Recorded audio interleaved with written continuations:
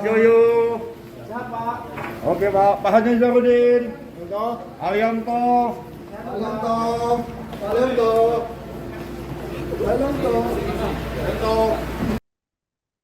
Sebanyak 10 tersangka kasus dugaan korupsi tata kelola penambangan biji timah digiring keluar dari gedung Kejaksaan Negeri Bangka Selatan pada Rabu 18 Februari 2026. Dengan mengenakan rompi tahanan dan masker, para tersangka berjalan tertunduk menuju mobil tahanan. 5 orang digiring lebih dulu, disusul 5 tersangka lainnya, berselang sekitar 1 menit. Informasi selengkapnya terhubung bersama kita rekan Cepi Marlianto, wartawan Bangka Pos. Rekan Cepi Marlianto, silakan informasi selengkapnya. Baik, terima kasih rekan Yusnina dan pemirsa Tribun News dimanapun berada. Memang benar Kejaksaan Negeri Bangka Selatan telah menetapkan 10 orang sebagai tersangka dalam penyidikan perkara tindak pidana korupsi pada tata kelola pertambangan biji timah milik PT Timah kepada mitra usaha di wilayah izin usaha pertambangan PT Timah di Kabupaten Bangka Selatan pada tahun 2015 sampai tahun 2022.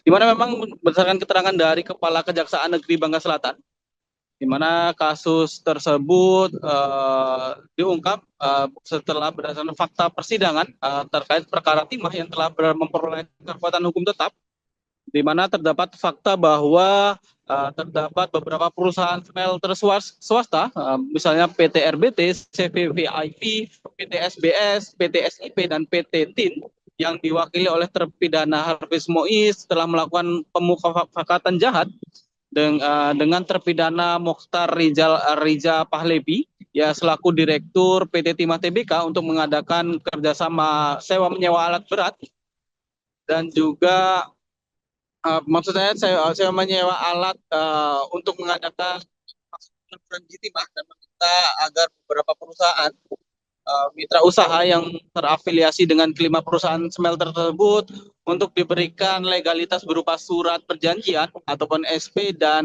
surat perintah kerja agar dapat melakukan penambangan di wilayah izin usaha pertambangan PT Timah yang ada di Kabupaten Bangka Selatan dengan tujuan memenuhi produksi smelter swasta dari hasil produksi mitra usaha di wilayah IUP PT Timah.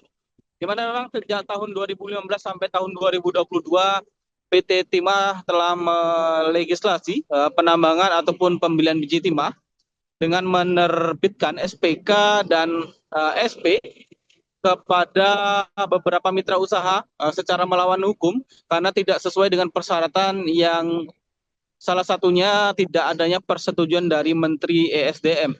Di mana memang pada saat itu mitra usaha mendapatkan legalitas secara melawan hukum, maka kegiatan penambangan biji timah yang seharusnya dilakukan oleh PT Timah selaku pemilik IUP ataupun izin usaha pertambangan telah digantikan oleh mitra usaha yang sebetulnya hanya dapat melakukan kegiatan jasa pertambangan berdasarkan izin usaha jasa pertambangan. Selain itu juga beberapa mitra usaha telah turut melakukan pengumpulan biji timah dari penambang timah ilegal untuk diperjualbelikan kepada PT Timah secara melawan hukum dengan dasar SPK tersebut. Pada saat mitra usaha telah memproduksi biji timah dari kegiatan penambangan dan memperoleh biji timah dari kegiatan pengumpulan secara melawan hukum, berdasarkan SPK tersebut dilakukan penjualan biji timah kepada PT Timah berdasarkan ton per SN dan bukan berdasarkan imbal jasa dari volume kegiatan pekerjaan maupun jasa waktu pekerjaan.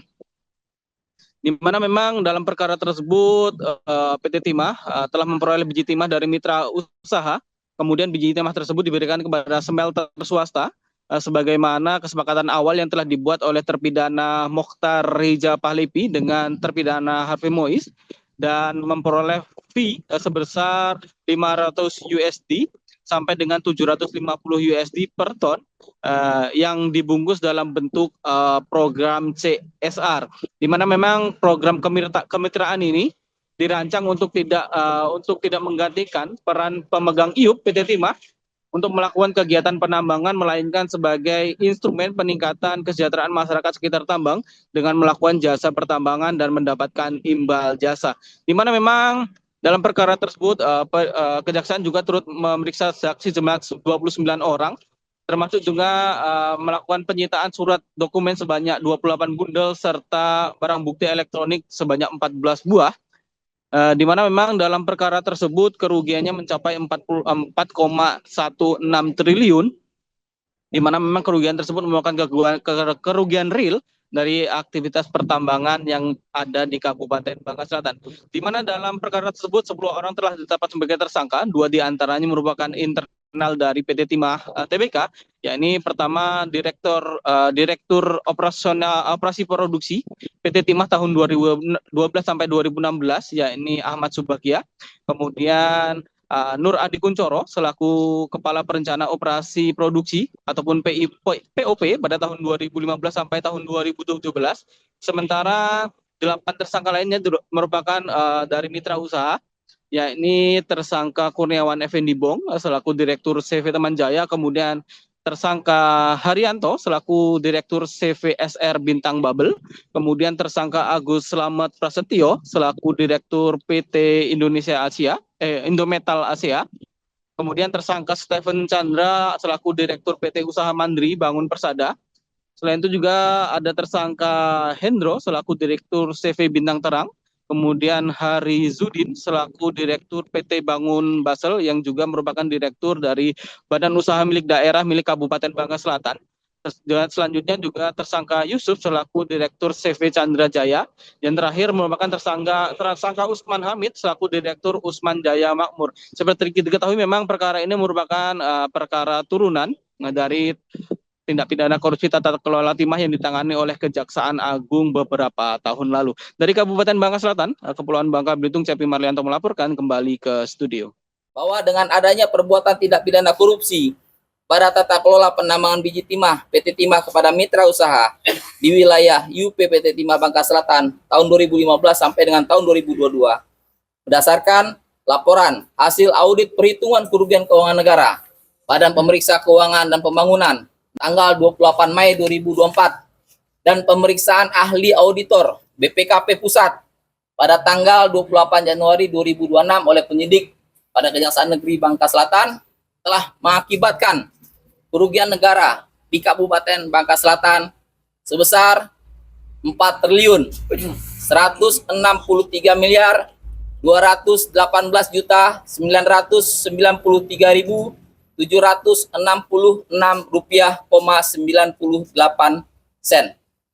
Menetapkan beberapa tersangka sebagai berikut. Pertama, tersangka Ahmad Subagia selaku Direktur Operasi Produksi PT Timah tahun 2012 sampai dengan tahun 2016. Kedua, tersangka Nur Adi Kuncoro selaku Kepala Perencana Operasi Produksi tahun 2015 sampai dengan tahun 2017. Dari mitra usaha, pertama, tersangka Kurniawan Effendi Bong selaku Direktur CP Teman Jaya. Yang kedua, tersangka Haryanto selaku Direktur CP CR Bintang Bubble. Yang ketiga, tersangka Agus Slamet Prasetyo selaku Direktur PT Indometal Asia. Yang keempat, tersangka Stephen Chandra selaku Direktur PT Usaha Mandiri Bangun Persada. Yang kelima, tersangka Hendro selaku Direktur CP Bintang Terang. 6, tersangka Anizarudin selaku Direktur PT Bangun Basel. 7, tersangka Yusuf selaku Direktur CV Chandra Jaya. 8, tersangka Usman Hamid selaku Direktur Usman Jaya Makmur. Download Tribun X sekarang, menghadirkan lokal menjadi Indonesia.